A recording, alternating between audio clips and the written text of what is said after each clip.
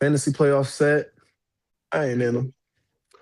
Game time now. Now the games matter. Yeah. Excuse me. I say Now games it matter. matters. Was it? Solo Sixers beat me this week, but now I got to see him first round, so it's easy. It's easy when you can get that off. Mm, Get your bounce back immediately. yeah. I say then you talking about for real. To be honest, you get him out the playoffs, then you just got to worry about Bowling Pot. Hey, don't disrespect Darren team, man.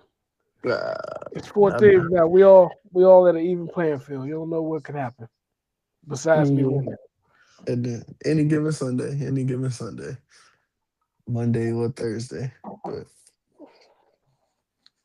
I it can just need. I happen. need Ashton Genty, man. It ain't happening. You had them. What was it? 2 games. And that's it. You had them 2 games and three touchdown performances. That's about it. I'm holding on. Maybe he could give me one more though. Maybe two if I'm not asking for too much. Nah, I think he gonna get a quiet 1,000 yards just off usage. About But all we he going got for for you. no, we're going for the championship. That's what we're here for. Hey, more power to you. More power to you. Bring it home. I got you. Welcome to Point Blank Period, Point Blank Period, Point blank period. Point blank period. Point Blank Period. No pressure. Can't have a baseball conversation without bringing up Otani. He's a great pitcher and a power hitter. Yo, this man's top 5. I'm still taking today's NFL. I'm going with the 90s. None of them are better than Brady. This is your argument? No, what I'm saying is, who's MVP? Do they not matter no more? Like, everything you said before that point is irrelevant. Not how the NFL works, baby. We drafted your replacement already. So Whoa. I don't got to talk to no peons. why not just come back and prove? This time you're really going off. Fireworks. Because we can't argue facts. What I told you when you got involved with this. This Grown is man business. Grown man business. Welcome to Point Blank Period Podcast, the best sports podcast, Point Blank Period. Today, this is episode 34, season meeting, the rivals. So, with that being said, sometimes your idols become your rivals. It's on you, Mr. KD. Who your player for the week? Excuse me. This is the first time. It's been a lot of candidates, man. It was hard to trim the fat. It's a lot of candidates. A lot of dudes balled out this week. Trying to set you up to give you. Who you got? Nah, he set you up to like. That sometimes your idols become your rivals. Nah, I don't know. I don't know what to settle. I missed it. He's setting you up to say that name. Who? Josh? That's his Yeah. number? Oh, yeah. He's in the candidacy, but that's not who I went with. Yeah. Let me pick my person, then we can rebuttal. I see hear what you say. I went with Shador. I mean, yes, definitely. Tremendous. Now it came in a loss, of course, so that kind of diminishes it a little bit. That's not his fault. He won. They lost. Not his fault. He won. They lost. 393 scrimmage yards. 7 away from 4. Round it up. Stop doing that. Round it up, man. 400 yards. 40 yards for scrimmage. 4 touchdowns. That's 100 yards a touchdown. Hey, balling out. You didn't get the W, but you definitely put yourself. You put good film out there and put yourself on the front burner. So I'm gonna go with Shador for player of the week. I don't support the Browns, but I'll support Shador. My player of the week, well, at least one of my candidates, Jahmyr Gibbs. Again, repeated performance. Although he only had 43 yards on the ground, he had 77 through the air and on 7 catches, but he also had 3 touchdowns on the ground. So, standout performance from him. As you noted, Josh Allen, 251 yards, 4 touchdowns. And wide receiver Michael Wilson, 11 catches, 142 yards, and 2 touchdowns. Arizona, stand up. Yes, sir. 2 more. Puka. I gotta go with Puka. Man, you get to the point where you can count him for 7 receptions a game minimum. The man's gonna get the opportunities. and he's going to cash in on them more so than not. I think with 167 yards, 2 touchdowns. 2 tutties. Yeah, Puka had a good performance. T. Higgins, in and out the game. He had 2 tutties too. 2 tutties, big boy tutties. One-handed. Now, of course, another just like Shador came in a loss, it diminishes the value a little bit, but 2 touchdowns is 2 touchdowns. And the plays he was making were highlight worthy. So he gets the shout out. And the NFL receiving leader, Jackson Smith-Njigba, he got to get a shout out. He got 2 more tutties to add on to his resume this year too. Hey man, he is filling the stat sheet. And for back-to-back weeks, I got to give a shout out to the Seahawks defense again. They like last week they were unanimous for us, and this week they didn't do as well as last week. But how about a touchdown, 2 interceptions, fumble recovery, and only allowing 9 points? So Seattle Seahawks from a shutout to 9 points. I mean, hey, they did it again. Mike McDonald got that defense going. Yeah, for sure. And Sam Darnold is playing safe football. Don't put that football in harm's way, and we got a chance at the end of the game. All right, I'm gonna start with you, Mr. KD. The Buffalo Blizzards blitz the Bengals. What's your thoughts about that? It's on you, Mr. KD. It was a good game, man. It showed 2 defenses that can't stop nothing, but they're relying on turnovers. And in the early part of the game, we benefited off of a turnover. And in the end of the game, when the points and plays mattered, they benefited off turnovers. So it was basically an offensive back and forth. Watching the game, I knew the turnovers was going to dictate the game. It was just about when they happened and how many each defense was able to force. But good game to the Bills. My Bengals came up short. Joe had 2 horrible plays that really diminished how dominant he was throughout that game, really. So shout out there. But we couldn't stop Josh Allen either. He was dominant as well. So it was really just a depiction of 2 defenses that are not reliable by any means. Hey, I ain't got too much to say on it. Hey, Mr. KD watched the game, so did you, IT. I feel like y'all both understood it was 2 elite quarterbacks going back and forth, or as most would say, band for band, and 2 slip-ups cost the game.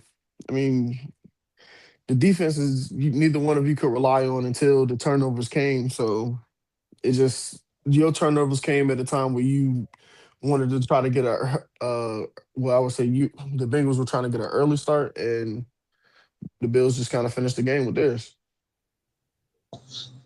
All right, so Mr. KD, Josh was out there looking like he was a father playing with his sons in the snow, like just big boy. I'm too big, I'm too strong. I'm gonna ask you this question. See, we were playing y'all, and that works against y'all. But next week we got the Patriots. So looking past y'all a little bit, how important is it for him to be able to replicate this next week against the Patriots? And will he be able to? Is probably the bigger question. Well, he's playing. He's going to be playing against a better defense, so it won't look as easy as it did, and the conditions kind of helped him. See what you learned in the snow games.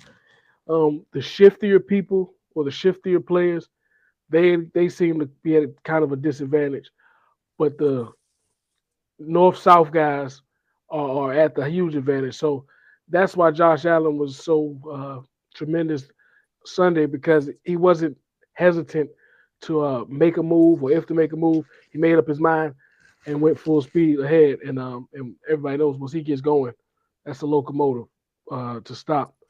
And he puts the defensive players in a situation where they got to make business decisions sometimes.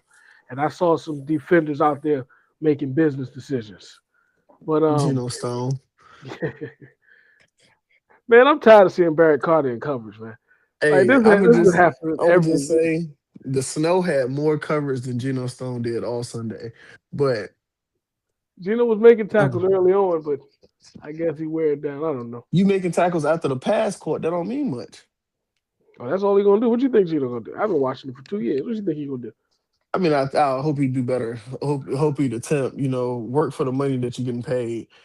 But I do think with the Bills going forward, He's still back. Hey, I think he got to lose weight, he's man. young. He's young. Too heavy. He's too heavy to be in coverage. He can't move fluid enough. I think he got to lose a few pounds. He's like that old school middle linebacker, and they kill old school middle linebackers now if you can't cover. Pause, but everybody love a thumper. Hey, yo. I said pause, man. Well, he ain't been showing. The thing is, the offenses have been putting him in positions where he can't lay a hit on anybody because they put him in cover so much, so he can't get downhill. They really, it's been hard to watch. But to double back to IT's question, the Bills play the Patriots. Really, it's very important for him to more so try to replicate or even just play safer football like he did in this game, or play even safer football than he's played in the past few games against the Patriots, because this is a team that's within your division and they are in the lead right now. I mean, I would think you would at least want to knock them off when they already have a 1-0 lead on you. So I feel like it's more so than allowing them to have bragging rights, even though they have the better record and they more likely will finish the season with the better record.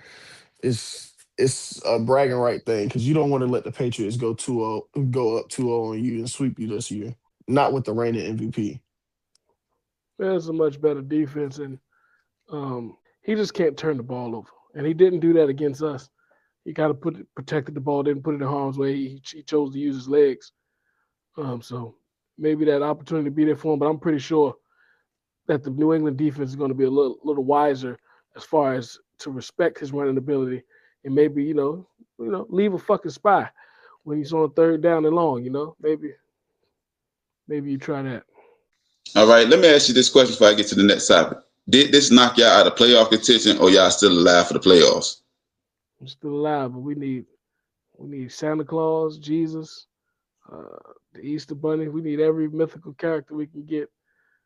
We need everything that we can get to get in there.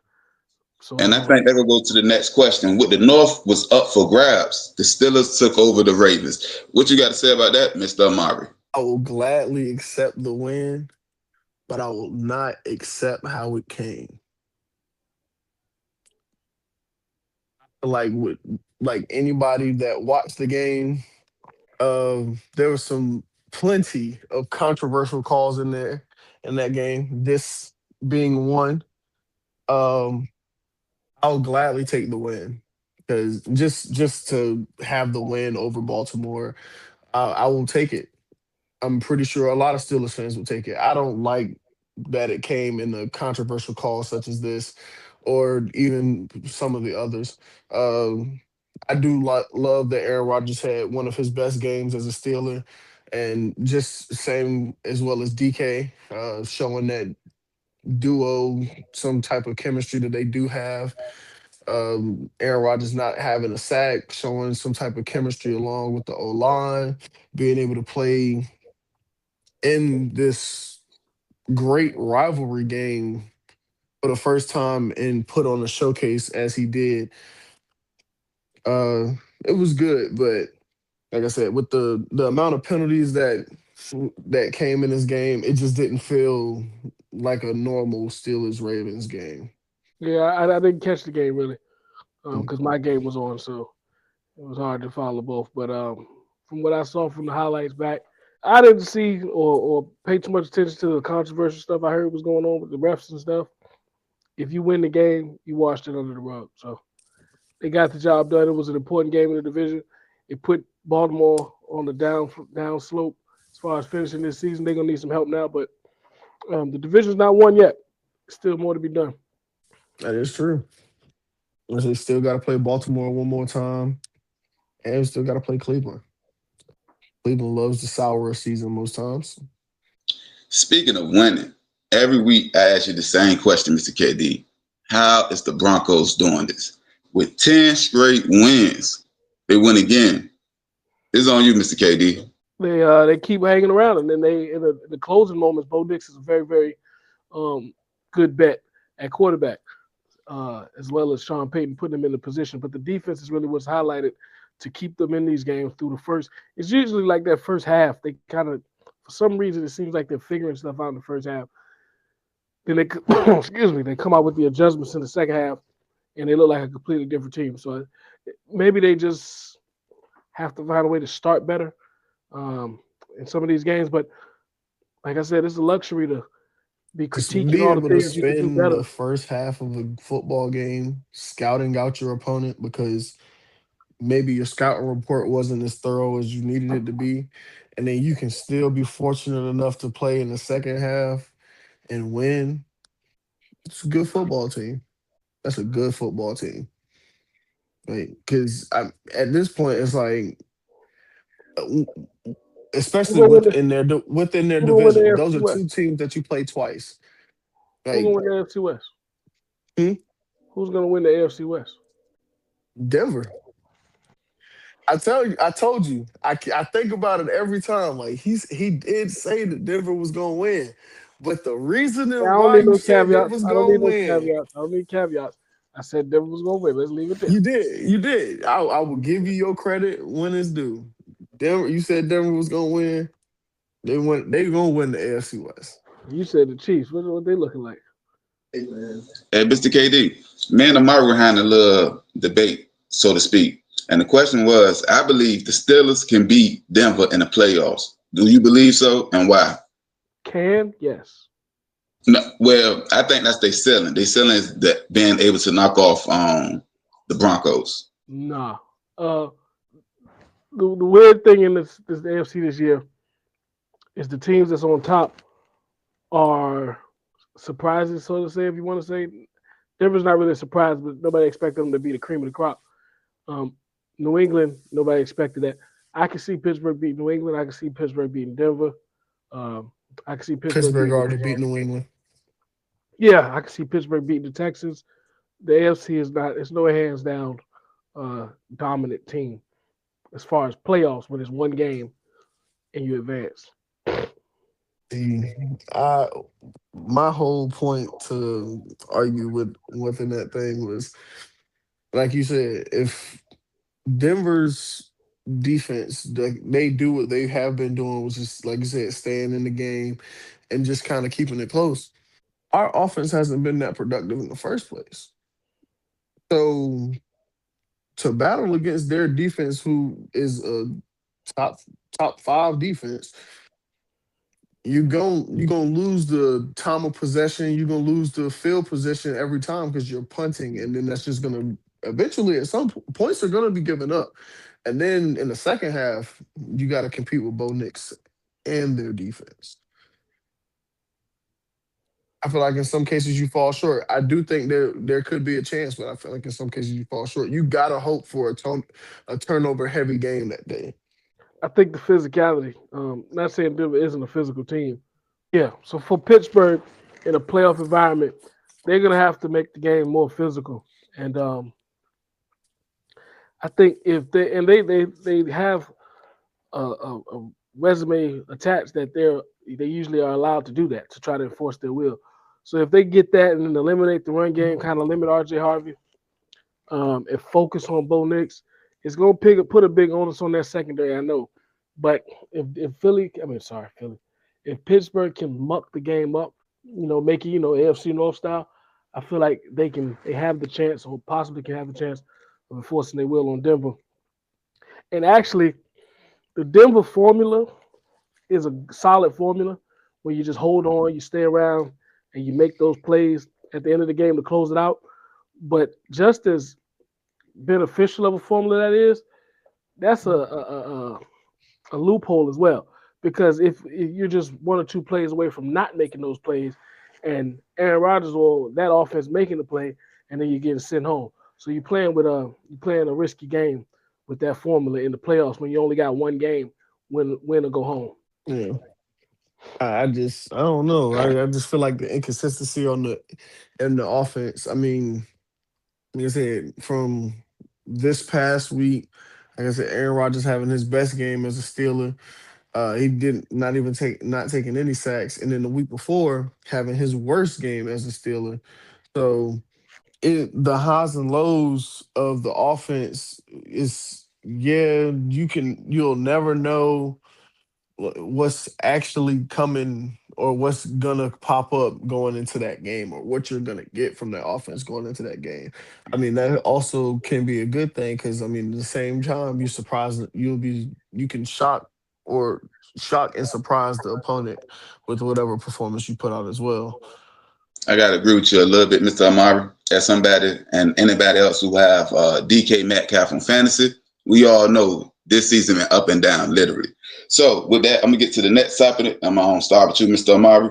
The Lions roared back after Thanksgiving loss with a win over the Cowboys. What is your thoughts about that? As long as Jameer Gibbs can get going, the Lions will be somewhat beneficial. Their biggest thing is can the defense stop the opponent's offense. But as long as their offense is going and Jameer Gibbs is going, they're fine. They need that rushing attack to feed the play action game that they have that's so deadly with the receivers that they do have. So yes, that's mainly the Lions' the whole game. I mean, them bouncing back was no shadow of a doubt gonna happen. Um, although the loss to the Packers was pretty big, I never shied away from the fact that the Lions would win. I even picked them in my picks. I don't have nothing to say. It's the Cowboys. Good game, Detroit. Hey man, the Cowboys been doing good. Yeah, but they've been doing bad too. So just another week. The Hey, I defense got has somebody to stepped talk up. about. I got somebody to talk about George Pickens. We seen him again. We seen that version of George Pickens in that game. That's the Money money already already there. there. Speak on it, Mr. KD. No, it's not. No, it's not. The money ain't there yet. I mean, he Yesterday's gonna price get might not be paid. today's price. Whether he gonna get paid, whether it's a franchise tag or a contract, he gonna get paid. You don't want that franchise tag, because then You it don't want a opens the franchise door. tag because you want It opens security. the door for some more of these episodes you have, and then your price keep going down.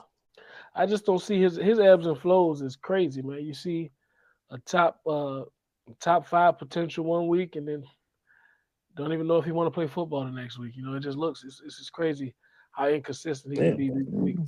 I'm still a George Pickens it's, fan at this point. Still, I just need I him mean, hey, to I still love GP.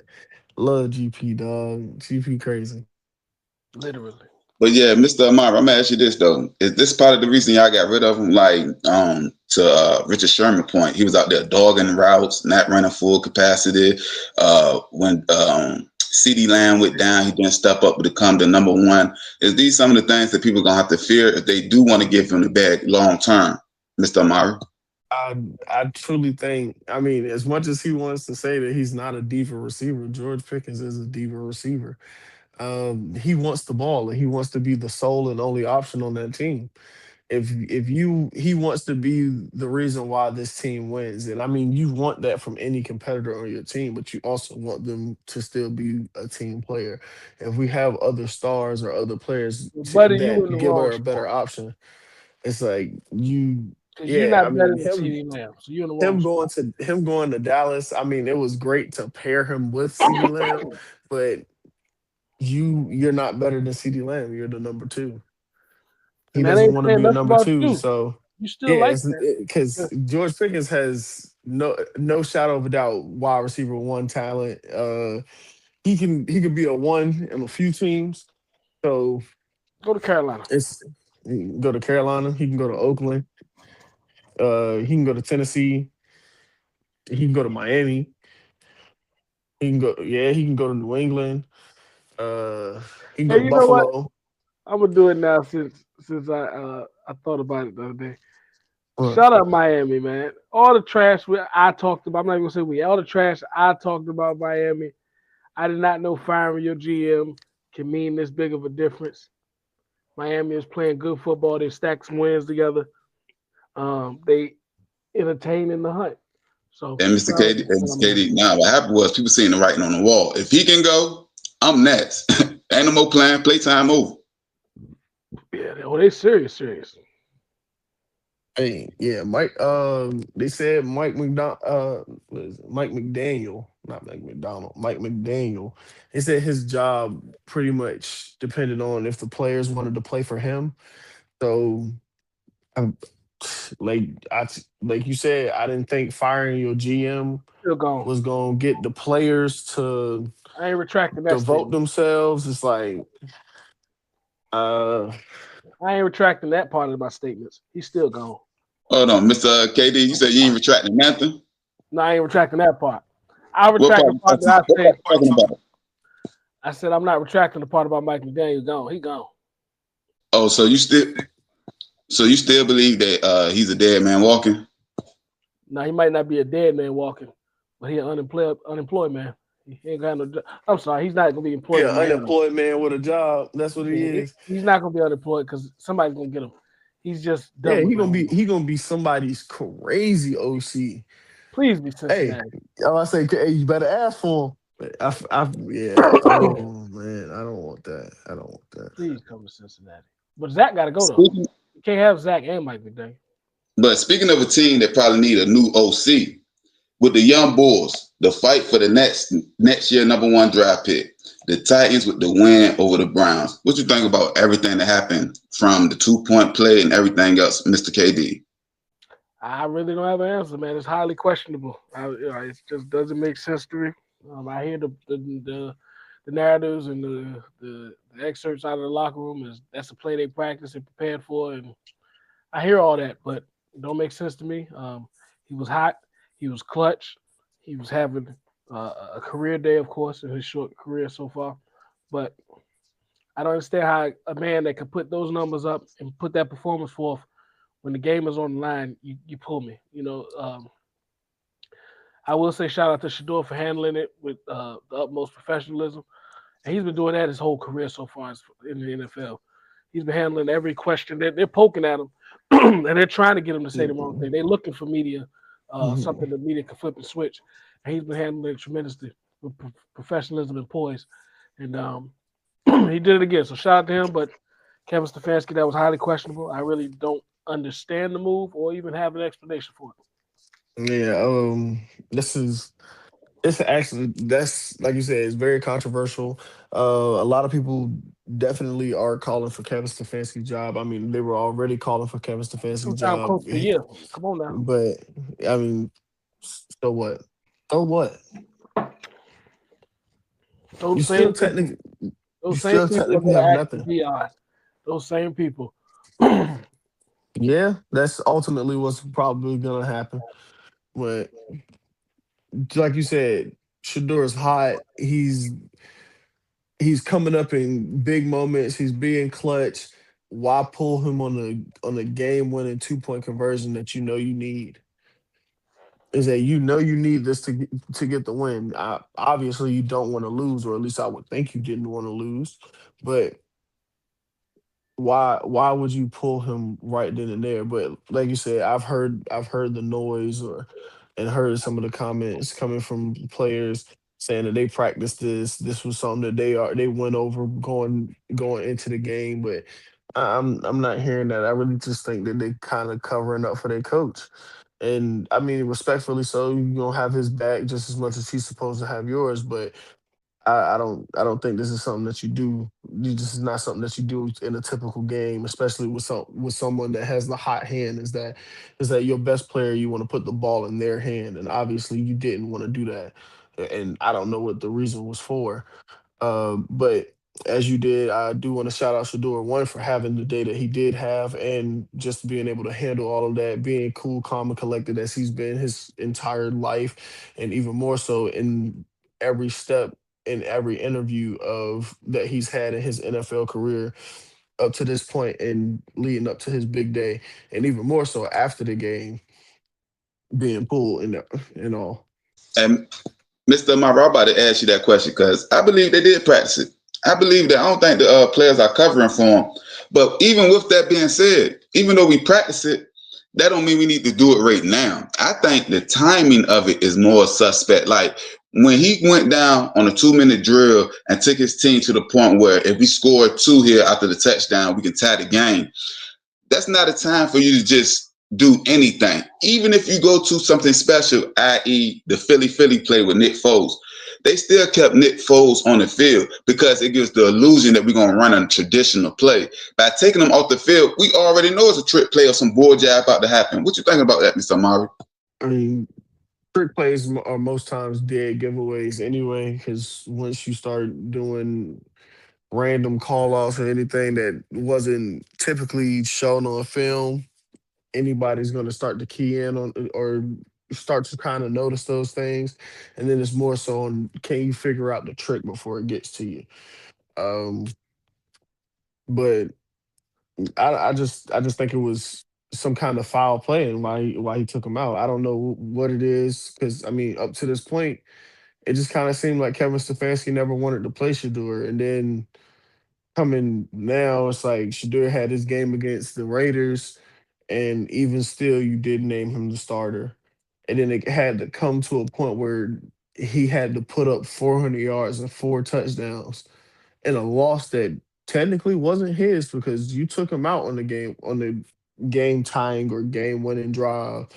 So he didn't lose. I would say he didn't lose that game. Kevin Stefanski lost that game. Shador won, but it took it took all this time, and then after this game for him to even name him the starter. I just think it's Kevin Stefanski has some things going on. So, Mr. KD, let me ask you this question, Mr. KD. Um, the question is, if you are Cleveland, I think Mike McDaniels will be there next year as their offensive coordinator. They truly need him. That's just my prediction. I'm putting that out there. Secondly, if Shador, from what you've seen thus far and what you think going to happen going in, I started this topic by saying they're fighting for the #1 draft pick. Regardless if they get the #1 draft pick, they will get a high draft pick. What do you think they should be looking for? Should we solidify Shador as a starter, or should we be going for a quarterback? Should we go for protection? What you really think they should be looking for, the Cleveland Browns, that is? There's no way you can go quarterback.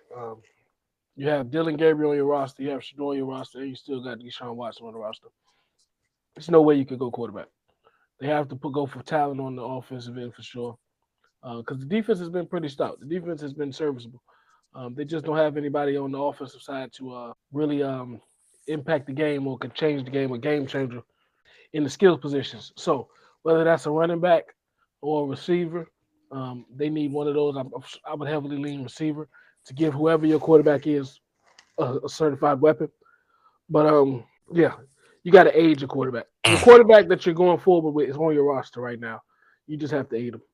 Mr. Murray, before you get your answer, he said wide receiver. You more in tune with the college game. So give me a couple of names that would be a great wide receiver, and also what you think they should be looking for, Cleveland Browns, that is. If Cleveland was to decide to go receiver, I mean, I feel like with big play potential, you can definitely go with, and just to kind of keep him in state, you can go with Carnell Tate out of Ohio State. I say that easy grab. Like I said, you plug and play into the system.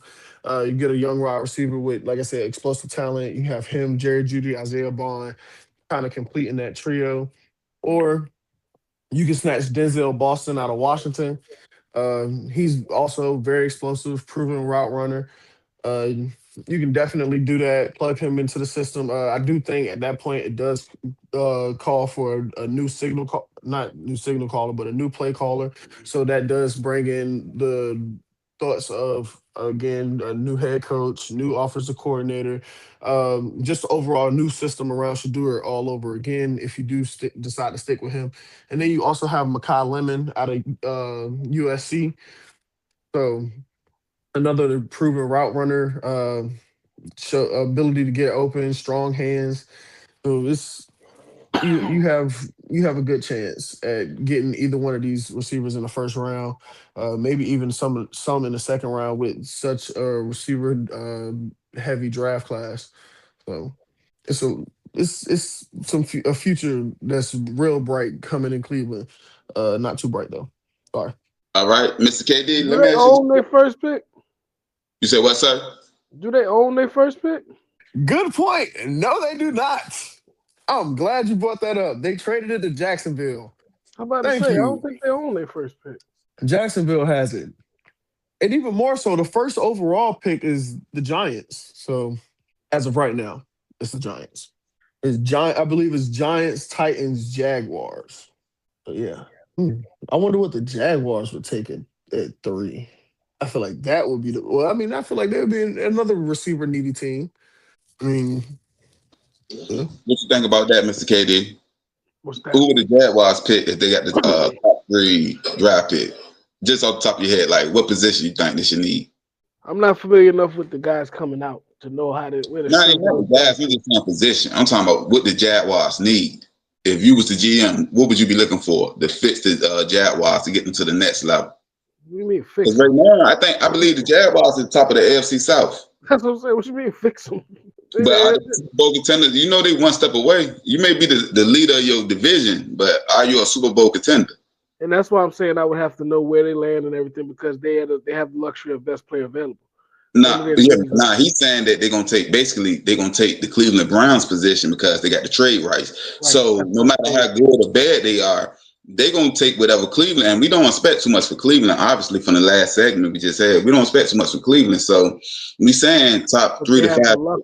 They have the luxury of picking the best player available. They don't have to be. Oh, so you saying they don't have a need? So even if it's a pass rusher, they can get that. If it's a linebacker, yeah, I get players available. All right. So speaking of linebackers, the Packers, they traded for a great linebacker, or defensive end, or edge rusher, as they call it today. But they knocked the Bears from the first place in the NFC to the 7th place with their win and the loss from the Bears. With that being said, what's your thoughts about that, Mr. KD? It was a division game. That's how it plays out. It was a big game, more so for the Bears than the Packers, but the Packers knew what they had to do in this game. They had to be the big brother. They had to humble Chicago, so to say. And I still see both of them making it into the playoffs. I do see them playing again in the playoffs. But that's all it came down to. Two quarterbacks, 2 young quarterbacks, so to say. And the guy with a little more experience just outperformed the other guy. And this team was able to pull out the win. And I do think Green Bay has the better defense as well, so that helps. What you got? They be saying, what they say? Toyota Thon Jordan Love is a different animal. I don't know. Like you said, Jordan Love with a little bit more experience showed that he can outlast that turnover heavy top defense that the Bears carry. But Caleb Williams didn't put up a bad game. I mean, he did have some dynamic plays. He did also have some lofty throws, but it was like Mr. Katie said, it was a divisional game. It was a rivalry game, and it showed just like any other rivalry game. It's a close matchup, down to the tooth and nail. And like I do see both teams making it into the playoffs, but I don't know about meeting in the playoffs. That I feel like that depends upon seeding, but and I'm gonna go right there, Mr. Amari and Mr. KD, because both of y'all spoke about these teams getting to the playoffs. And I think the next topic I'm gonna ask the Seahawks and I'm talking about the Seahawks, 49ers, and the Rams in particular. If they all 3 get in, I don't think it's 2 teams from the NFC North going to get in also. So who's going to get in? Because you can't have 3 from the NFC North. I mean, you can't have 2 from the NFC North and 3 from the NFC West all get in. So what's your thoughts about that? Why can't you? Because there's only 7 spots. So that means the top 4 get in. Right. Then you take the 2 with you. That's so you saying so there'd be 1 spot left over. You're right. So that's 6. There'd be 1 spot left over. You're right.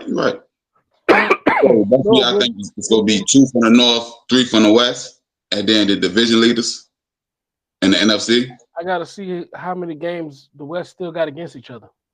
All right. So with that being said, we'll get to the West in particular. The Seahawks and the Rams both have dominant wins over the Cardinals and the Falcons. What's your thoughts about that in particular, Mr. KD? Seahawks and Rams, I think those are the 2 top guns. I'm not sleeping on San Fran, but I think they're guaranteed to make it. Part, like I said, or touching on, I'd like to see the schedule for the remaining of that division because they're going to end up knocking each other out one way or the other. And I'm not closing the door that 3 teams from the North don't make it. I think one of these divisions for sure is going to pull 3. I don't know which one it will be certain because Detroit still has a heavy chance as well. But as far as Seahawks and Rams, that division, I got the Rams still looking like the best team in the NFC, the most dangerous team to me headed into the playoffs. but Seahawks is creeping up because that defense is very dominant, and that they put that team in the hole in good positions late in the game. No, I agree. Rams is definitely one of the best teams in the NFC, if not the best team in the NFC. And one of these two divisions definitely will bring three teams. I think it's more likely to be the NFC West, being that San Fran is more likely going to get in. But I don't see the fact that Detroit can still sneak in, but I think that really comes at a true cost.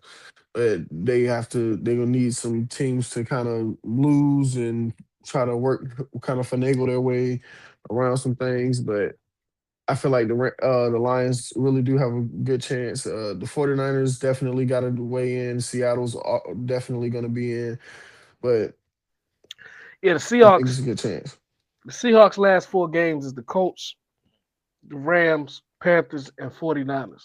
So that's 2 division games right there. Yeah, I say it's two. Yeah, I say with two division games, I don't know. That's if you lose one of those, one or both, and even more 49ers so, got don't fall Titans, susceptible to the Panthers. Titans, Colts, Bears, Seahawks. See, 49ers schedule is a little more favorable. You said that's the 49ers last four? Yeah. Mm. Because I think they should beat the Titans. More than likely, they should beat the Colts with that quarterback position up in. I was like they're gonna beat the Titans. The Bears is going to be a tough one to judge, but I can see them beating the Bears. And then the 49ers could probably sweep the board, and that'll put them in there. And I'm the Rams. Let's see, just for giggles, even though I'm guaranteeing the Rams make the playoffs.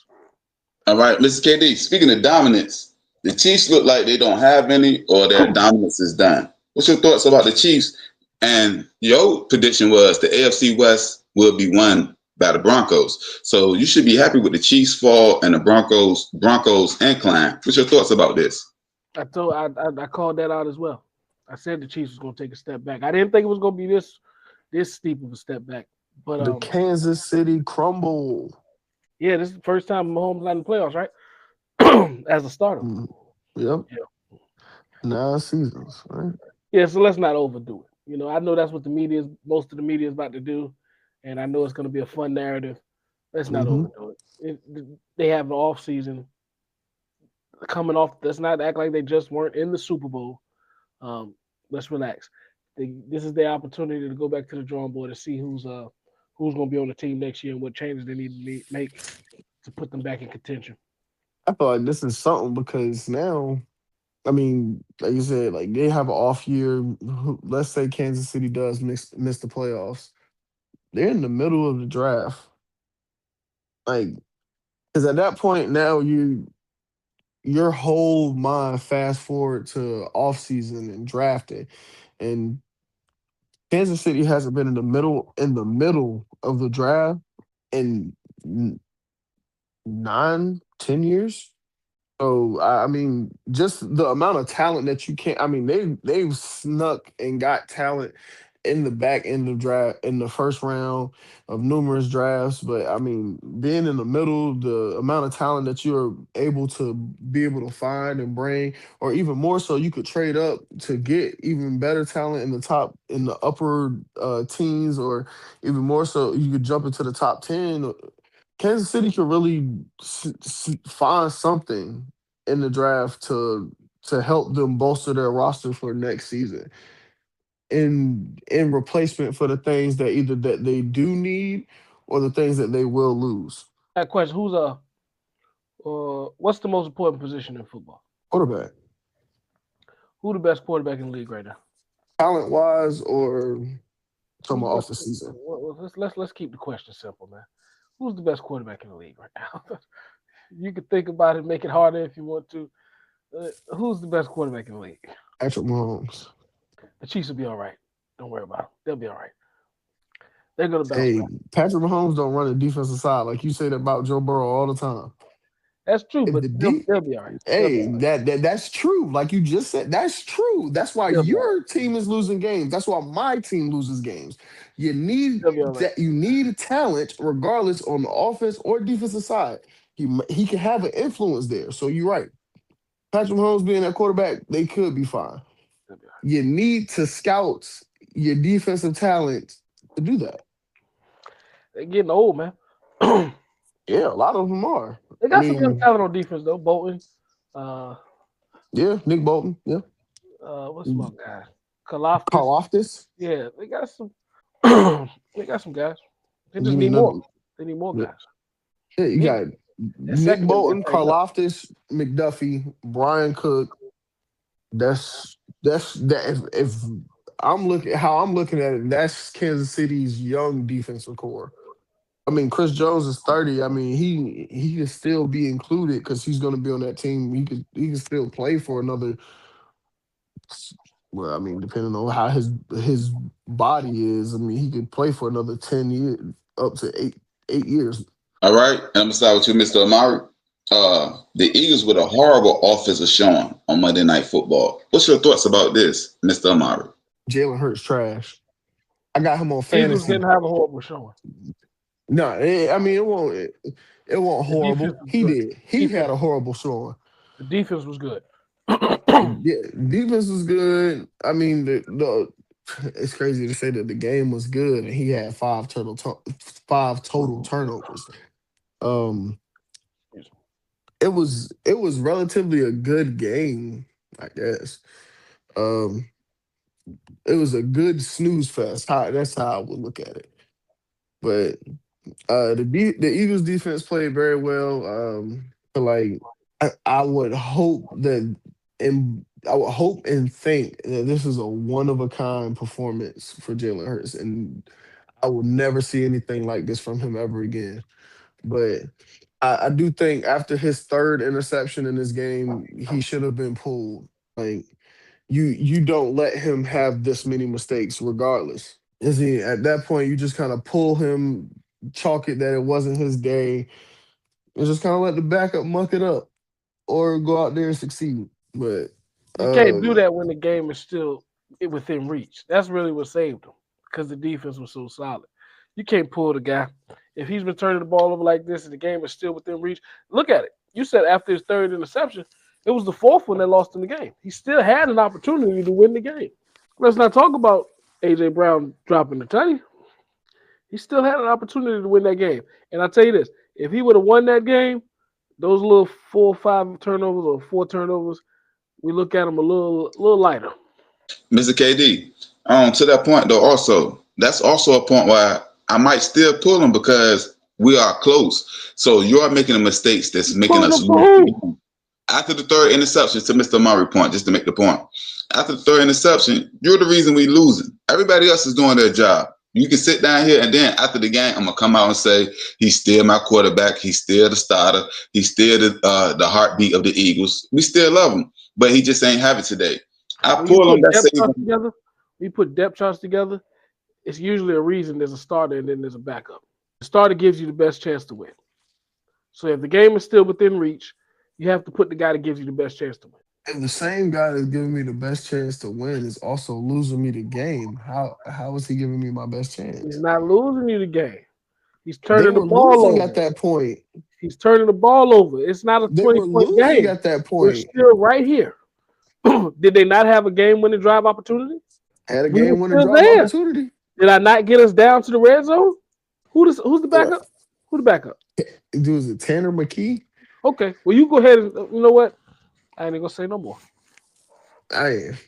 All right. So with that being said, speaking of winners, Mr. Amari, I'm gonna start with you. Our top 5 winners for Week 15 is on you, Mr. Amari. I got Pittsburgh over Miami. That's no doubt. Who y'all play? Who y'all play, KD? Baltimore. Oh, that's tough. Good games this week too, Amari. I run them back. That's a good one. You give me. It's some good games. A lot of divisional games. That's what it is. I'm Rams and Lions this week. I got the Rams though. Personally. I got the Rams on that one. You got Packers Broncos this week. That's a big game. I got the Packers. I'm gonna take the Packers. Hey man, get out my head. Oh, just say the matchup. Just say the matchup. I don't. Cowboys and Vikings. If you get another GP showing, I got the Vikings, but Which I'll take the one? Cowboys. Which Nah, GP fan? Dribbling or that's that? angry. No, that's bad. That's bad GP. Because that Vikings defense ain't nothing to play with. I mean, granted, they ain't got truly no quarterback, but that Vikings defense is something. So if they get in Dak's face and that offense gets off kilter, you get bad GP, that's a bad Cowboy day. But I'm gonna take the Cowboys on that one. Bills and Patriots. I got the Cowboys too, though. I'm gonna take the Patriots. I got the Bills, and I think it's going to Take the help the Bills. Patriots. Patriots, I don't. You know how the people say like they need a loss. I Hmm. feel that way about Denver and New They England. need to Like they snap back need to a loss reality. before the playoffs. Yeah. They need to bring Bart back down to reality first. hmm I So I feel that understand way it. for the Patriots and the Broncos. I think they need a loss, I and I mean, think they can take it one. would make sense for, like I said, it would make sense for Josh Allen to go into this game off of the game he just had, to walk into this game against New England and feel uh like the superhero that they label him as, the Winter Soldier that they want to believe Josh Allen to be in Buffalo, that he can take down the big bad wolf at this point, who is New England. So I don't think it's far fetched, but I'm still taking New England in this one. And of course, you got the Bengals over the Ravens. I already know. Uh, Smart guy. you know what? You know what? I give you that one. Smart guy. Just because no, we gonna touch on it later. It's because it's the title of the episode and all. We won't touch on it, but I'm gonna give you that one. I'd rather see y'all win than watch them win. So, in other NBA news with Mr. KD, who's on you? And I'm gonna start off by asking this question. I got two for you in particular before you get into your spiel. The CP3 disrespect of the best Clipper ever. He got sent home in the dead of night. And also, Derek Queen, the first rookie center to have a triple double. How good is he really? It's on you, Mr. KD, and other NBA news with Mr. KD. Derek Queen, still Baby early to judge Jokic, him. He had a that good boy out there performance against balling. Jokic, though. He, That's what raised my eyebrows when I saw him against Jokic, and the Jokic gave him credit after the game.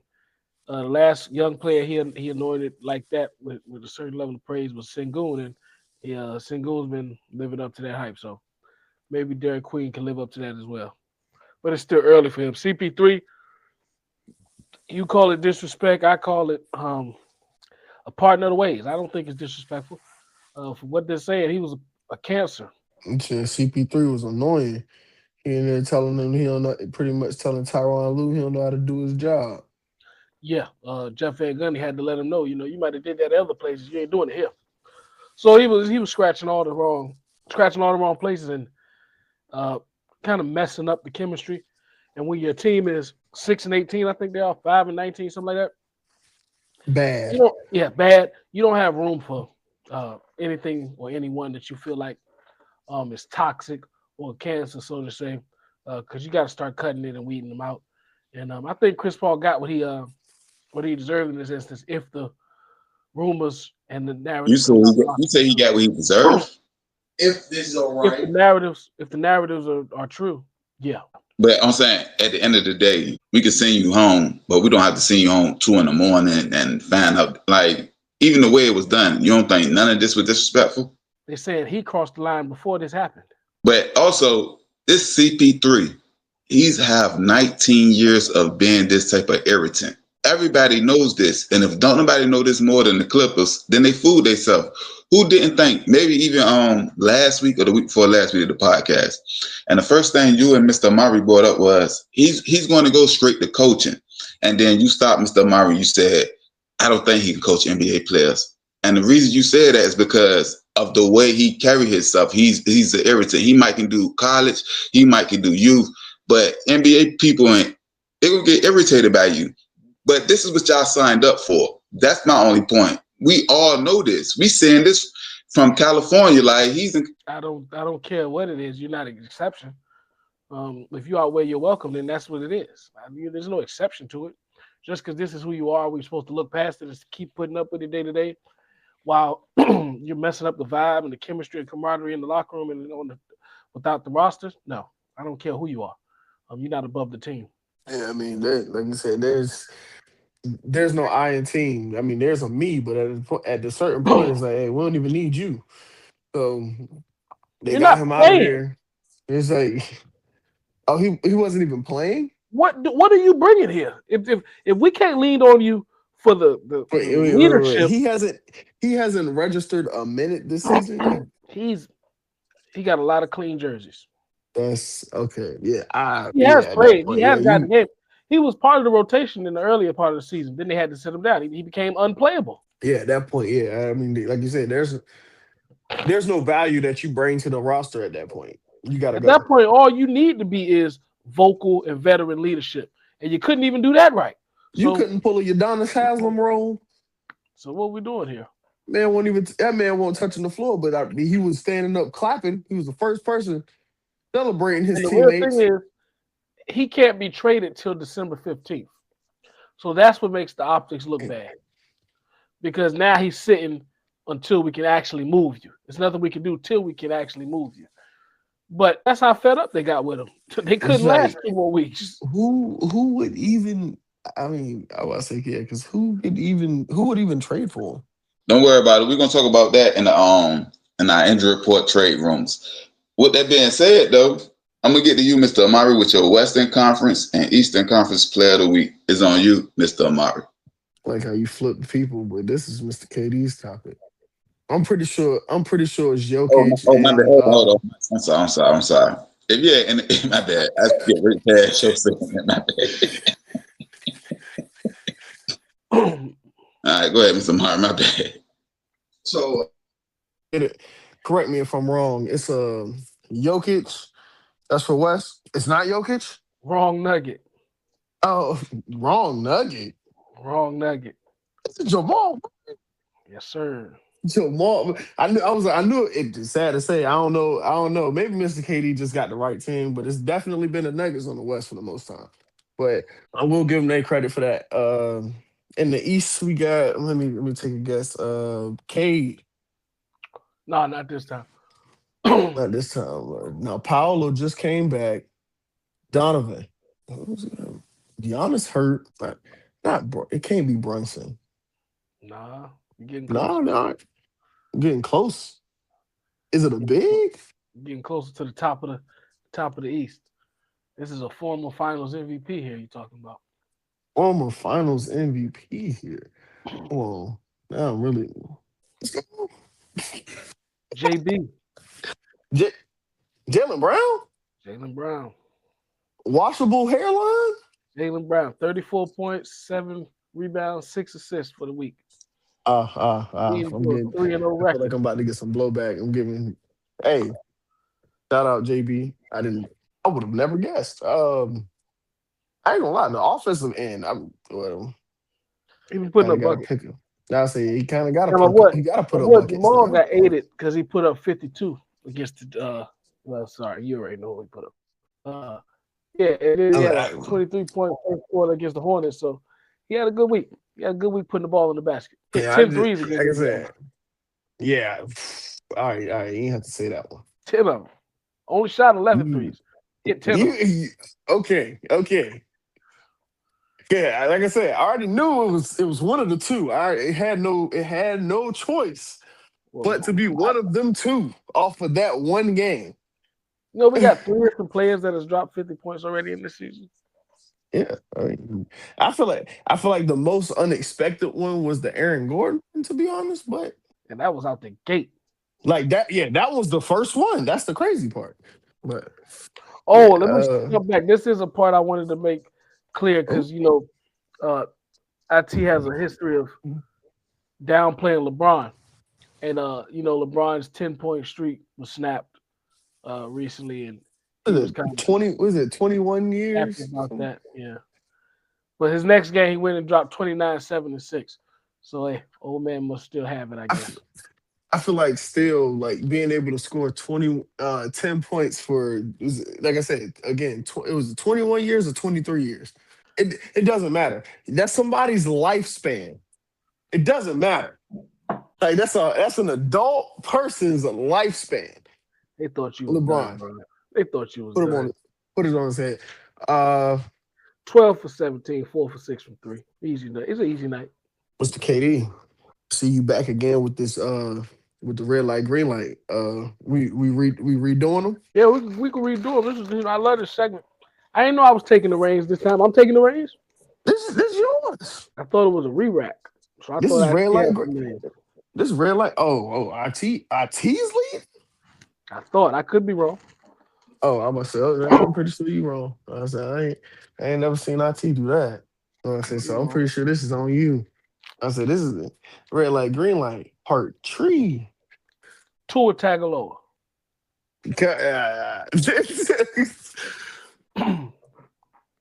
You've been playing winning football recently. Yeah. Yellow light. Yellow light. I'm gonna give him yellow light also. I don't know what the recipe is, but he need to keep it going. Baker Mayfield. I'm still green. You're still green. Yeah. Aside from the injuries, I'm good. I'm gonna give him yellow light. I'm not yet at green, and the injuries is a big part of it. And also with the injuries come is reckless play style. So I think the injuries are gonna consistently be a thing through his career. So yeah, I'm cautious. I think he talking about the injuries to the receivers though. Wait. Yeah, I'm talking about the injuries to the receivers, but it's crazy to me that IT wants to talk about somebody's quarterback with a reckless play style. That is insane that you even want to bring that up. Don't say nothing about anybody's QB playing reckless. Your QB literally wants to be the bowling ball. Mark, one of them is 6'5", 260. You right. One of them got the weight to throw around. Yeah, he could be a little reckless. All right, go next name. Next name. Let's go Josh Allen then, if we since we're here. I'm yellow with Josh Allen. He got high highs and low lows. I mean, I'm going Christmas green light. I mean, how bright can you be? I mean, he the second, third, or fourth best quarterback in the NFL. Only room he have left is to be the number 1, which is to be the Super Bowl champion / Super Bowl MVP. That's the only thing he misses from the mantle. So I'm green light on that. Drake May. Still yellow. I mean, he had his rookie year. I mean, he did okay. He showed glimpses. This year, he's doing very well. I need next year to solidify that you can do it back to back. And I'm with Mr. Amari to a certain extent. I think the last time I said green light because I believe that he was going to be an 8 to 10 year pro, and I still to a certain extent believe that. But I'm going to go high yellow, almost greenish yellow. I believe in him. But the reason being is I think they have one of the worst records. I think they playing against one of the worst records coming into the season. So he's not playing the greatest competition this season. So also I need another year to make sure that he is who I think he is. But judging off this season in particular, it's hard to not say green light. But I'm going to say yellow going into the green light. CJ Stroud. My boy's a roller coaster.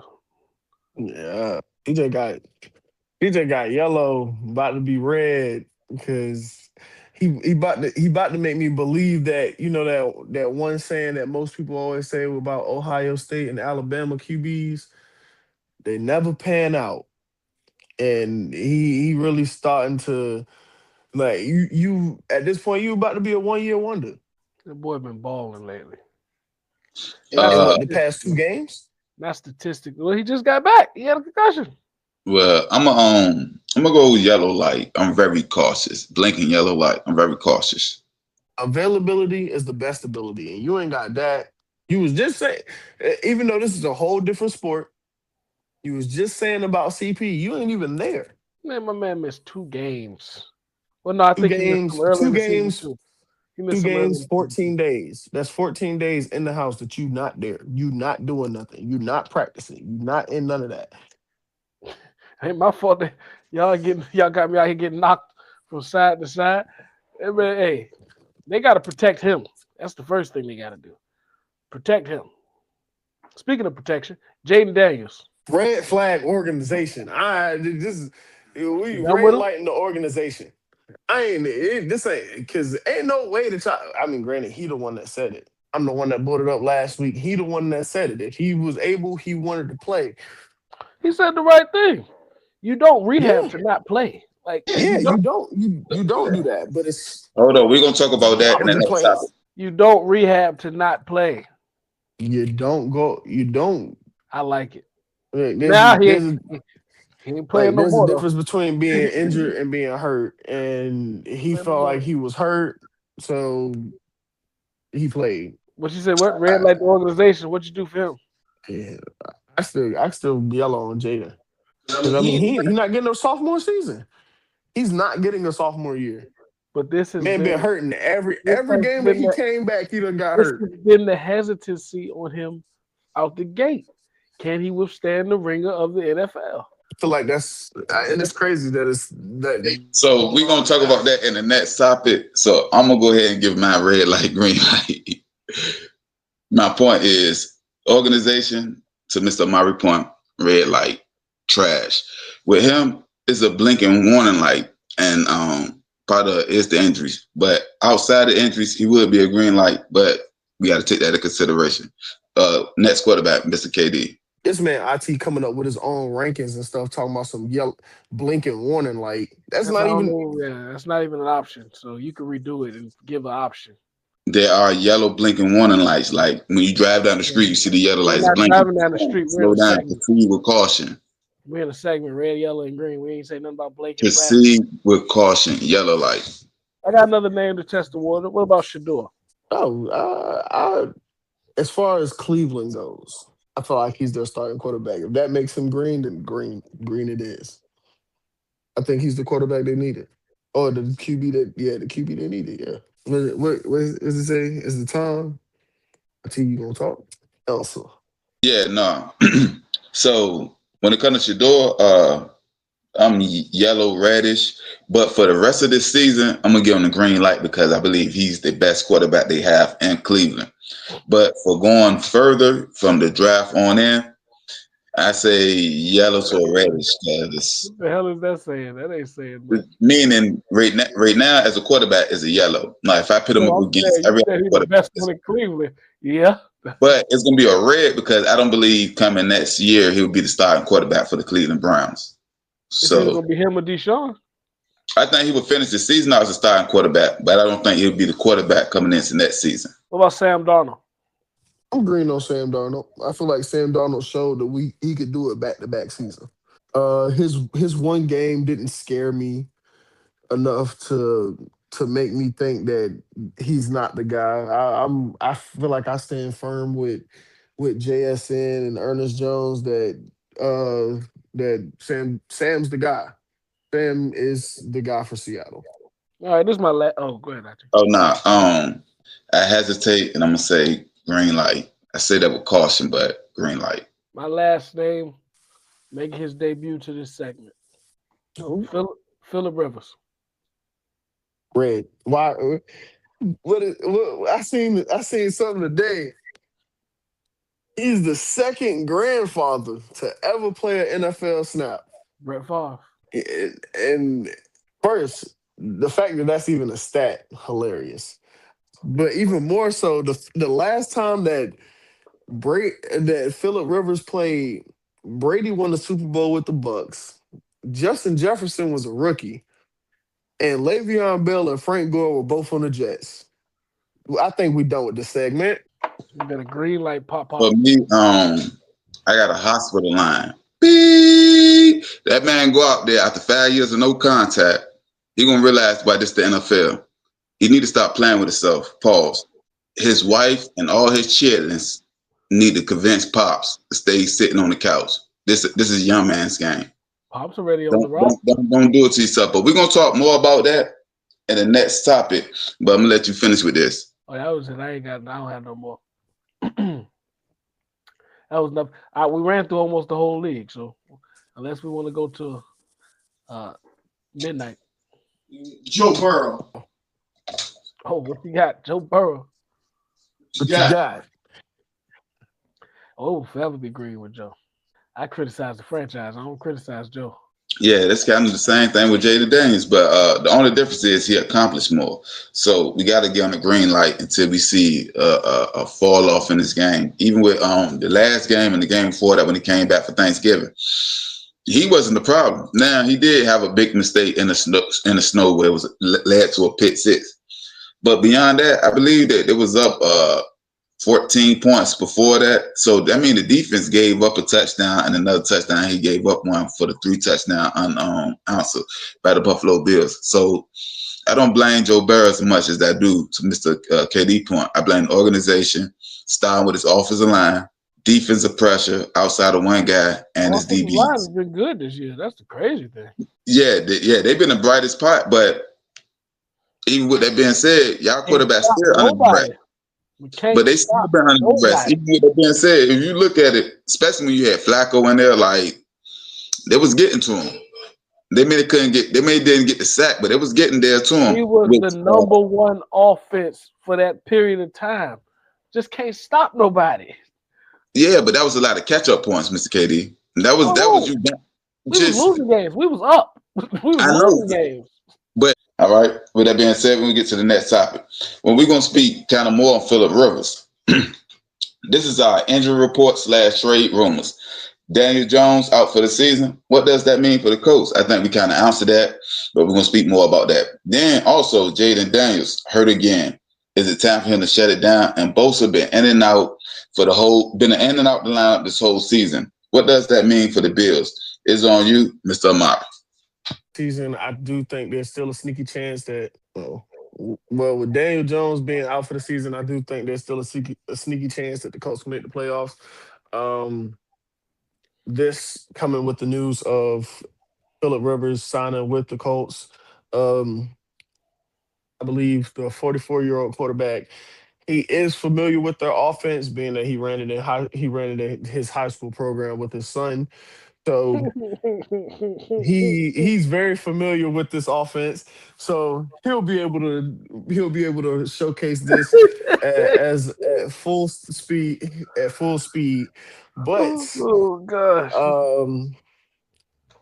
I think with Jaden Daniels being hurt now, I do think they should have been shut him down with their season already being ultimately null and void. But being that he's out now, I think it's definitely officially time to shut him down. With Joey Bosa being in and out, I mean, I don't understand what Buffalo really expected. I mean, this was something that Joey Bosa has dealt with his entire career up to this point. So signing him to this money after just getting rid of Von Miller, who was also another person dealing with the same thing, is, and IT, forgive me if I'm wrong, you're doing the same thing with pass rushers that Pittsburgh does with quarterbacks. That's the whole name of the game. And then even more so bringing it back into the back end. I mean, you pick Darius Slay up off of waivers, and then he don't even want to play. But I can't go to that defense. He said I can't go play with that defense. It's a whole. He said I'm going to the same thing. I don't. It's not much that we can really do. About staying with his kids. You know what? I should stay home with my babies. I don't need to be out here playing with this defense. Better than that. I was trying to wait to get there, but Mr. Amari already went there. So the move that never was, Darius Slay said, Buffalo is not a place I want to play at. Why do y'all think that? Like, what happened? Like, just last week we picked him up, and that man said he'll choose retirement over playing for Buffalo. We're a Super Bowl contender. So I thought. It was nothing that happened. It was what y'all were. Y'all a trash defense, just like the defense he left. It was nothing that happened. Y'all are who y'all are, and that's all that showed. They were who we thought they were. He said, I left a trash defense. I'm not going to another trash defense. He was hoping that Philly would have claimed him. I bet you he was. But I ain't even get. I can't say I apologize to IT for jumping the gun because I ain't even get to talk about the other injuries that we done had plaguing the league this year. We can't skip over DJ, man, because it just clicked on me. That's what I'm saying. It's his contract year, and he just got hurt towards the end of the year. Okay, so that's something that I've been having numerous debacles about. Will Daniel Jones get paid? Will he not get paid? Daniel Jones is gonna get paid. I don't care what nobody say. Daniel Jones is gonna get paid. Whether it's by the Colts or by somebody else, Daniel Jones is gonna get paid. But the Colts already told him. Don't matter. The price, the Colts already said that they're willing to extend that. Don't matter. All I need is a payday. I've already been paid. Whoa.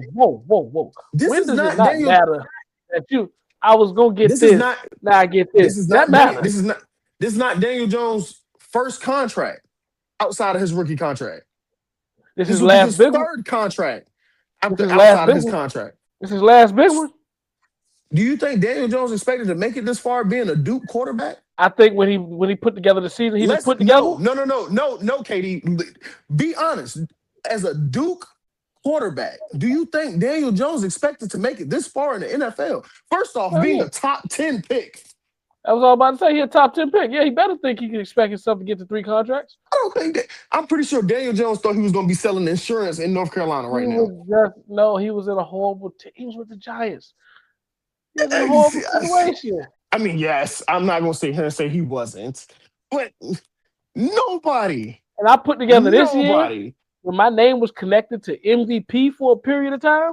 Oh, I'm about to cash out. I'm gonna get my last big bag. You still gonna be an award winner when the the ESPYs come around. You still gonna be an award winner. NFL comeback player of the year. That's next year. He was hurt last year? He was hurt. He was trash last year. It don't matter. I thought you were gonna say most improved. That's why I was like most improved, maybe. I mean, he if he don't win most improved, I don't know who will win. I mean, he was trash last year. You improved. You don't get comeback from being trash. You came back from something. You came back from the Giants. Hurt, you came back from being in the Giants organization. I think there should be some type of shelf life for that. You cannot be on a second contract with the Giants. I feel like that's the thing. It's like there's a shelf life with them. But he gonna win something. And I feel like if anything, if he doesn't get a big, massive payday, of course, like I don't think he's gonna get one of those. I feel like more, if anything, he's probably gonna get a franchise tag, which even still more so. He was set to get a 4-year. He was set to get a 4-year, but the Colts are the same team that don't have a first-round draft pick for the next 2. So you better keep the quarterback that you can get. I know. I'm pretty sure they're gonna keep him. I'm saying the number went down. The number went down. That's again, Daniel Jones didn't expect to make it this long. He already got $160 million just from the Giants. 2 weeks ago, he expected to get more money. 2 weeks ago, yes, I'm pretty sure he expected. He was probably gonna get. Well, Daniel Jones probably like what 26, 27. He's gonna get a 4 or 5 year deal, $30 million a year, 30-something a year. Get some fat money. He coming off of a $160 million deal that he had with the Giants.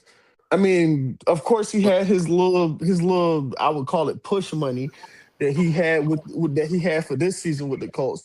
I mean, he get this franchise tag. He on the roster for $46 million next season, and then franchise tag, man. Whenever he comes, I don't want no franchise tag. Whenever you cuss way before I said that. I said earlier too. Y'all got me cussing on this episode. But I don't want that franchise. He get that $46 million franchise tag. He come back next season. Man, it's all about him getting healthy and being able to put some type of product on the field. I take this $46 million franchise tag, right? Coming off injury. I take this $46 million. Well, he don't have a choice, but get what I'm saying. I'm on this $46 million franchise tag. Say I can't come back fully for this season, next season. I'm halfway, gimpy, and I don't put forth the performance that I just put together. Now I'm back in a 1-year deal again. How long am I going to push this 1-year deal? Like the only thing, I mean, hey, I feel like the main thing I need some assurance. Was saying that you can get that, but at this point now with this injury, from where? But this was on your own decision. This is on your own accord. Point. You made this decision. The injury messed it all up. I don't think it messed that much up, but it messed up the long-term security he could get from the team that he was at. Yeah, for it being late in the season, that means he's gonna be out majority. He's gonna be out majority of next season too. So that's the only thing. I feel for him. Hopefully, like I said, somebody still give him the bag. He deserves it. Indianapolis. Yeah, I would say he definitely deserves it. I think Indy gonna give him the bag, but I think it just comes at a cost. But speaking of Indy, what's y'all thoughts fully now? Y'all can speak about Phillip Rivers coming back and everything. No comment.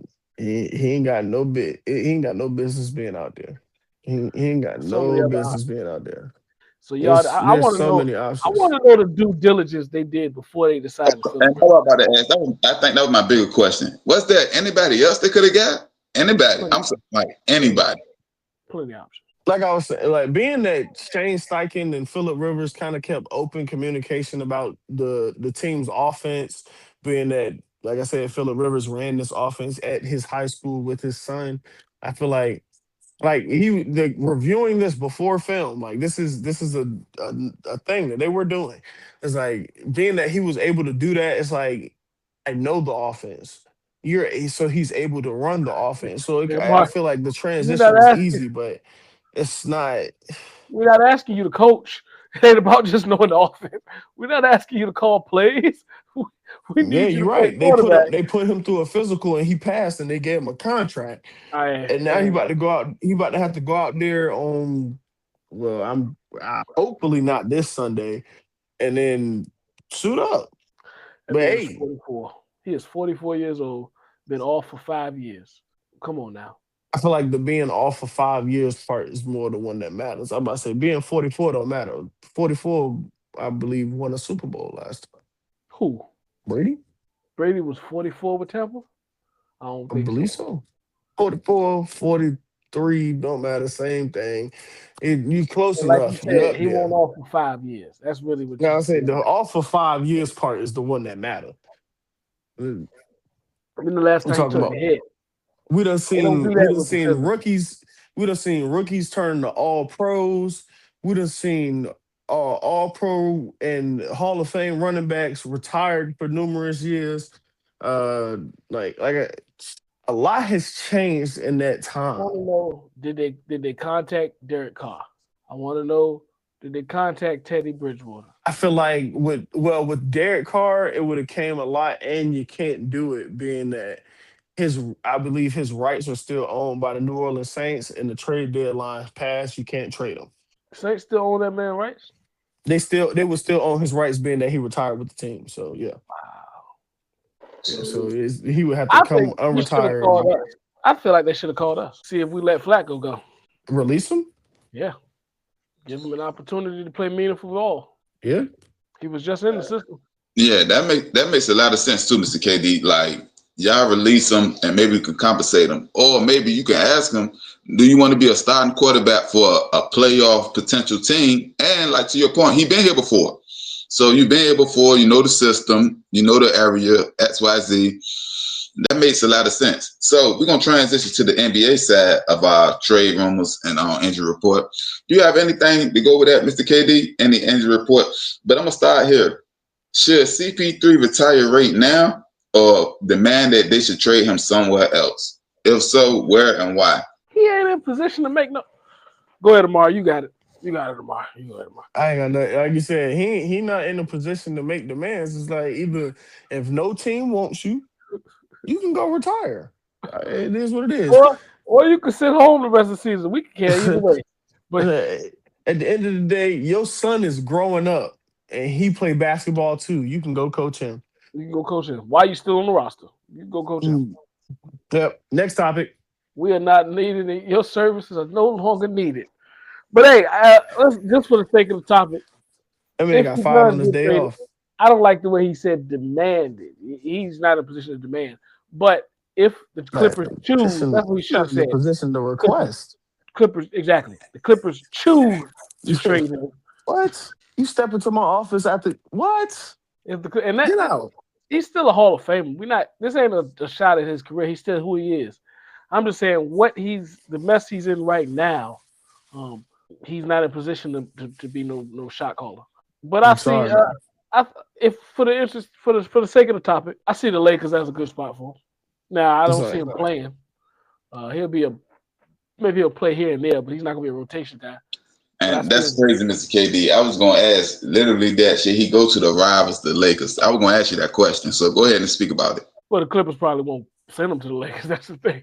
It depends on it. Really, we don't know what relationship they have. As far as Ty Lue and everybody said, they said everything's still fine with Chris Paul, but obviously something's wrong somewhere. We don't know if it's with Lawrence Frank. We don't know if it's higher or if it is the coaching staff and the players. But yeah, I think the Lakers would be a fine spot for him if he can find a way there, or if they choose to send him there. But you're not. Anywhere they send him would just be looking out for him at this point because he has no leverage in this situation.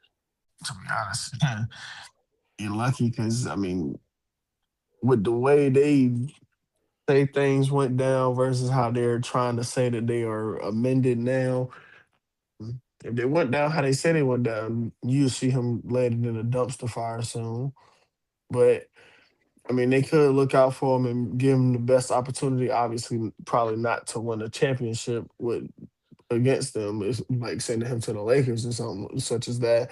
But they could probably send him somewhere else, like you said, so he could just play some meaningful ball. He could I don't know. I was thinking about. I don't see too many teams he can go and play for. You don't see him going to any team and putting up at least 10 minutes. Portland, maybe. It's hard to find a team that he's going to actually play. Well, hey, if you want to play, you don't think he can play in Atlanta with Trae Young out? You go to the Wizards, he can play as many minutes as he wants to. He can check himself in, check himself out in Washington. I feel like the Wizards are just holding open tryouts and letting people from the DC streets walk in and play. But you said Atlanta. Atlanta. Trae on his way back, so they probably won't. Like I said, he can't be moved till next week. So it kind of makes it tricky for him. And I think anywhere he ends up, he's going to be that. Well, he's going to be leaned on to be that veteran voice. I don't think anybody at this point is really relying on his on-the-court production. And if you are relying on his on-the-court production, you in a bad situation. You're fooling yourself. So with that being said, Mr. KD, you have anything else for the injury report in the NBA or any trade rumors in the NBA before we get to the next topic? Trade rumors. I ain't got no rumors. I got some names that popped up. Giannis' name has been heating up with the trades. You can't really, it could be smoke and mirrors. We don't know really how true and how valid it is, but his name keep coming up as far as him being frustrated. And then we hear him saying not frustrated. Then you hear the Bucks saying they'll move him. Then they say they won't move him. So that's smoke and mirrors. But AD's name heated up again. They've got 3 teams that they say is interested in: the Pistons, the Hawks, and the Raptors. I think he would fit in well with either 3 of those teams, actually. Those are 3 good fits for him. I think the best fit might be the Raptors for him out of those 3. But we don't know how likely that'll be.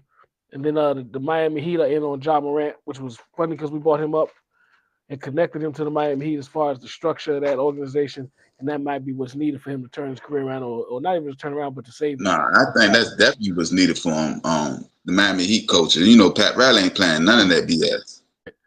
So, but that Miami lifestyle might distract him as well. Yeah, but, you know, if you don't get it right when it comes to Miami or Pat Riley, that is, he'll send you packing ass shot. He sent to Phoenix. Like, him and D-Wade got into a little scuffle, or not a scuffle like physically. I'm talking about over demands. He sent him to Chicago, wherever else he wanted. LeBron, they say he took his cookies. Pause. LeBron said, "I'll take Cleveland over this." Yeah, it's gonna be when what they say when it was just before me to what's that saying? But nah, it's more like when Marlo told the security guard, "You want it one way. You want it one way, but it ain't gonna be one way. Like, you want it your way. You want it the LeBron way. You want it the Shaq way. You want it the D-Wade way, or you want it the Ja Morant way." Pat Riley not having that. It's gonna be the Pat Riley way, i.e., Heat coaching, either fit in or get out. And I don't see Ja Morant having a problem getting out. Yeah, my point is I don't see no problem with Miami getting him out if he don't fit in. And secondly, why do you think Toronto would be the best spot for Giannis? No, I said AD. Oh, you said AD, my bad. I thought you said Giannis. Just the versatility they already have. Toronto the best spot for AD. The versatility they have offensively and defensively already with RJ Barrett, Brandon Ingram, Scotty Barnes, the length, the ability to move and defend multiple positions. I think AD could go over there and be the 5 or the 4 and excel in that position. This means they won't be giving up Brandon Ingram in that trade. You can't give up Brandon Ingram. I don't know how that trade would play out and who you would have. I'm about to say because that would be the thing is what do you give up to get him? Yeah, when you go down that alley, yeah, I ain't even think that far into it, but just all fit roster for what it is right now. But like you said, that it's impossible when you get a guy like AD. You have to give something up, but you can't give up Brandon Ingram. That should go to score. Maybe RJ Barrett could go, but you're gonna need more than that too. I'm gonna say yeah, you can get some first round picks or something. They're gonna ask for a whole bunch. Value is there. Yeah, maybe they could give up Drake. All right, so we're gonna get to our versus topic, and I'm gonna start with you, Mr. KD. What's the biggest rivals? The Steelers versus the Browns. The Steelers. What? I mean, hold on. I'm sorry. The Steelers versus the Bengals. The Steelers versus the Ravens, or the Ravens versus the Bengals. Sorry, Browns, or are they just the sorry Browns? It's on you, Mr. KD. Steelers Ravens, hands down. Steelers Ravens is one of those legendary rivalries throughout the league. When you talk Packers, Bears, Dallas, Philly. I can't say New England, Buffalo, so I'll stop there. But yeah, Baltimore, Pittsburgh. It's one of those like that New England Buffalo, one of them like fight back. It's 20 years of that. Come on, 40 matchups. They got punched in the face. Yeah. That's why. I don't think that was the topic for today. Let's stay to the NFC North, please. Thank you. AFC North. Steelers Ravens for sure.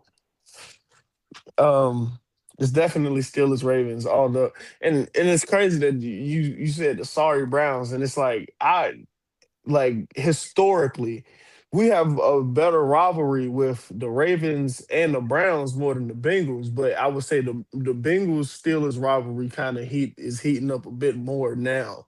Yeah, it's because of the dirty behind players. You're holding on to things from literally 2 decades ago. Like,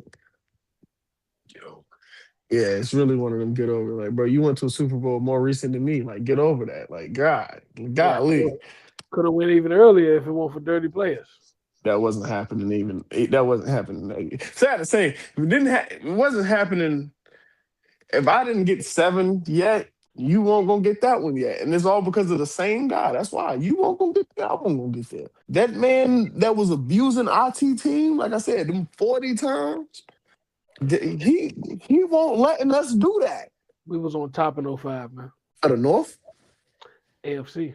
That don't mean much. We'll never know what it means because dirty players. Hey, they need to shower. They ain't got nothing to do with it. They shower after the games. During the game, you just got to play the game. It's just what they breed. They got dirty players still to this day. Yeah, I know, right? In Cleveland. That's why they call the Browns. All right. Now.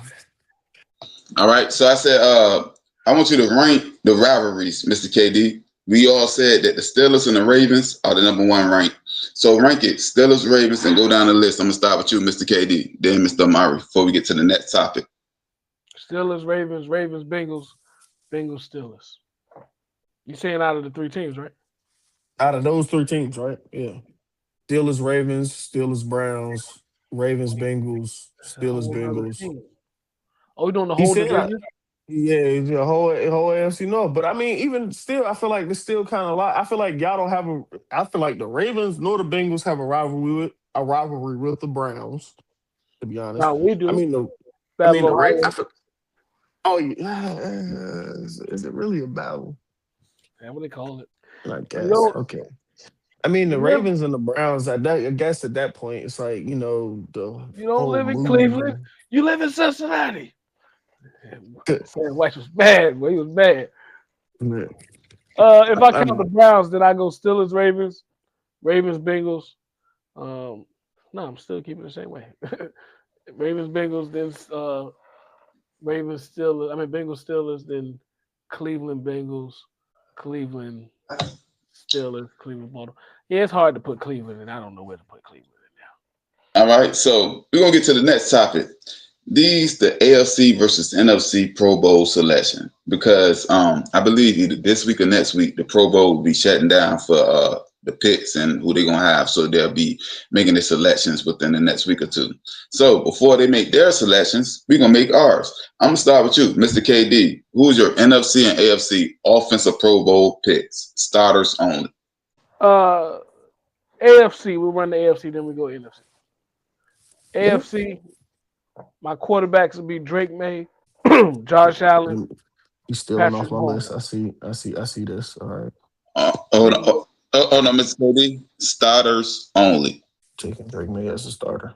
You take Josh as a starter. Okay. Jonathan Taylor, Jamar Chase, Nico Collins. Yeah, that's what I'm going with the AFC.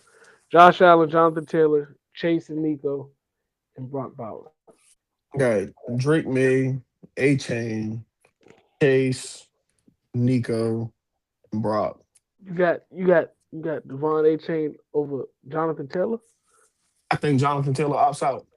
No, we're not doing that. Cause then, hey, if we count opt-outs, then I don't know if Josh Allen gonna play. That's why I ain't have Josh Allen as a starter. I had him on the list. I thought we were read who was going to be chosen as the starter. Yeah, hold on. We're doing no opt-outs. We were doing who's chosen, not who's going to actually play. Who's the chosen starter? Now we go to the NFC, and I'll do that. I already said my list. We can go to the NFC, and I'll do that. So the NFC, I got Sam Darnold, running back. Being in this Pro Bowl's popularity contest, I still got Saquon. Heck, wide receiver. Man. It's Pro Bowl is a popularity contest. You gotta be real. Be real with yourself. Yeah, that boy popular right now. What's the name popular right now? Be real with yourself. Like, I mean, it would be him or Bijan, and I'm pretty sure people will pick Saquon over Bijan when it comes to that popularity contest. Wide receiver, I got JSN. And actually, wide receiver 2, I got Puka. And tight end, they kind of killed my tight end because Trey McBride. Mm-hmm. We was there with each other for a few of these spots. Who was your quarterback again? You said Sam Darnold. I'm going Matthew Stafford. I'm going Stafford at quarterback. I'm going Jahmyr Gibbs at running back. We had receivers. No, you picked Puka. I got JSN. I'm gonna go JSN and Puka. Yeah, I'm gonna go Amon-Ra over Puka. So I got JSN, Amon-Ra, and yeah, I got Trey McBride as well. Okay. But if Saquon makes it, we riot. Like, there's no way he can make it over Josh Jacobs. It's a popularity contest. Christian McCaffrey, Josh Jacobs. Nah, we can't. Because sadly, I can tell you, Justin Jefferson gonna be a Pro Bowl receiver. Nah, we can't do that. He is. He's gonna be a Pro Bowl receiver because it's a popularity contest, just like the All-Star game. Well, they take 4. You saying Jetta shouldn't be 4? Is he top 4 receiving yards this year? No. All right then. Oh, I don't think he should be 4 either. I don't think he's gonna make it. Hey, that was tough for me though, because I picked the 4 out, right? And I had JSN, Amon-Ra, and Puka. And for the 4th one, it was either Pickens or Devontae. That was tight for me to pick between them two. I mean, one leads the league in touchdowns, and the other one is having a spectacular year. Honestly, I would probably give it to George Pickens, just being that it's his first. Yeah, but that man got 14 touchdowns. Like I picked. You got 14 touchdowns. I asked Pickens too, but I was looking at Devontae like 14. 14 of them things. 14 painted areas touched. All right, so we will get to our last topic of the night, which is our sticky note segment. And I'm going to start with you, Mr. Amari. This may be a rival of yours, but who's the defensive player of the year or of the season? Hey, KD, you want to say it at the same time since it's pretty unanimous? I'll let you say my answer. We know who it is. Wait, let me come into the middle. It's probably the best player on the Browns. Actually, not probably. He is the best player on the Browns. Best edge rusher in the league this year. If he breaks his record, be the best edge rusher in NFL history. Myles Garrett, with I believe he has 18, or did he get the 20 yet? Yeah, he got 20. He got 20 sacks right now with 4 games left. The record is 22.5. No, yes. I don't know what for. Well, I know one O-line that has to deal with him. but I don't know what other three have to face him, but you have to hold him off from getting two and a half sacks. Oh, And he getting that. I don't see that happening. I don't see 4 O lines holding him from getting two and a half sacks. You about to have to send your whole O line at him. You're gonna get 2 on somebody. Yeah, he's gonna get 2 on somebody. He's gonna get 2 in one game. And then you're talking about a half a sack. He can't even push the offensive lineman into him. Yeah, he gonna get Myles Garrett, defensive player of the year, hands down. The real question would have been, do we think he gonna get that record? And also, is he the best defensive player in the league right now? Of course, defensive player of the year is the award. That award is his already. But is he the best? Yeah, I can both answer that real quickly before we get to the outro. So answer both of that. Is he those things that you just asked? I think he's gonna get the record. He's definitely gonna get the record, but he literally has designated pass rushing downs. Like, whereas TJ Watt he's an every down defender. He's on the field for every down. Myles Garrett he comes off the field in a rotation where he's on the field for designated pass rushing downs. So you stay fresh until you know it's a passing situation, and then they put you out there on the field. So I mean that does maximize your pass rushing ability, but I can't take that away from you because that's a coaching thing. That's not him. So I don't know. His impact is still felt, but I don't know if I could edge him in the best defensive player in the league thing, because at the end of the day, you have a snap count every game. Touche. All right. So this episode in particular, we want to make sure we acknowledge this. We just hit over 100,000 views on our YouTube in 3 months.